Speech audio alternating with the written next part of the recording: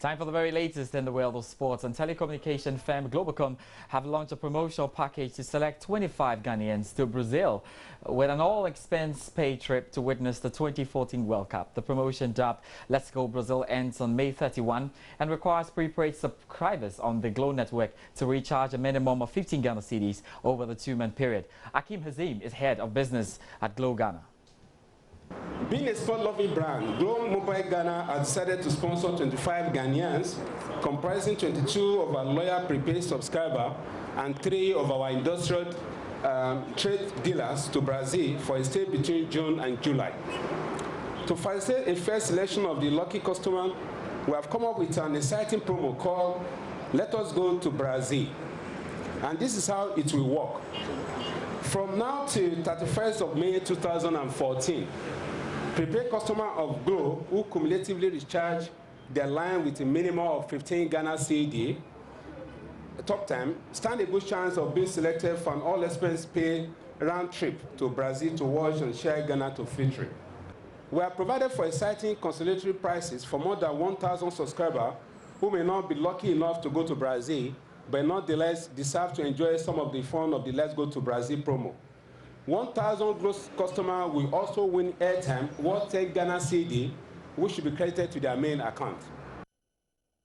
More news as we prepare for the World Cup, and CAF boss Issa Hayatou has set a semi-final target for Africa's 5 representatives of the 2014 FIFA World Cup in Brazil. No African country has made it to the last 4 since the inception of the World Cup, but Hayatou is confident Africa can reverse the trend at this summer's World Cup.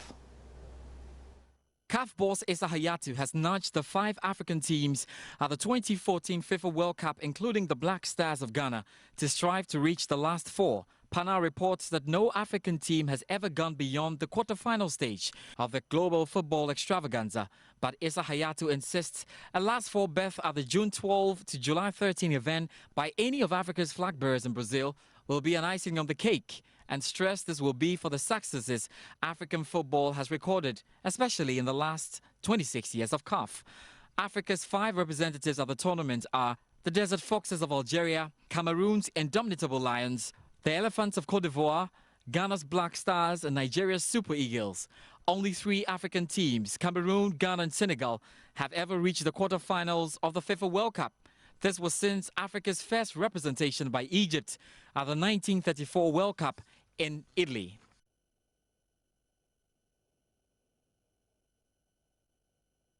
FIFA President Sepp Blatter has announced that there will be no speeches at the opening ceremony of this year's World Cup in Brazil. This follows the booing of Brazilian President Dilma Rousseff at the opening ceremony of the Confederation Cup last year in Brasilia. Football's world governing body FIFA has announced that there will be no speeches at the opening ceremony of the World Cup in June. Last year, Brazilian President Dilma Rousseff was booed by fans at the opening match of the Confederations Cup, which is a traditional curtain raiser for the World Cup. FIFA head Sepp Blatter expressed concern about the social unrest in Brazil, but is hopeful the event will play a part in calming down the protests. Protesters took to the streets of many Brazilian cities shortly before the Confederations Cup in June 2013. They denounced corruption and the perceived high cost of preparation for the World Cup and the 2016 Olympics, which will be hosted by Rio de Janeiro. Mr. Blatter, however, did not elaborate on his decision to scrap the speeches from the opening ceremony. But last year, he came out in support of Ms. Rousseff when she was booed by football fans as she opened the Confederations Cup in Brasilia. Also, it'll be very interesting, a World Cup without any opening speech. That's interesting. But before we get into the UEFA Champions League, let me tell you, Medeama FC beat Accra Hearts by 2-1 in the first Capital Plus Premier League. So, very disappointing news for Accra Hearts over there. They still stay second. Medeama get into the top 4.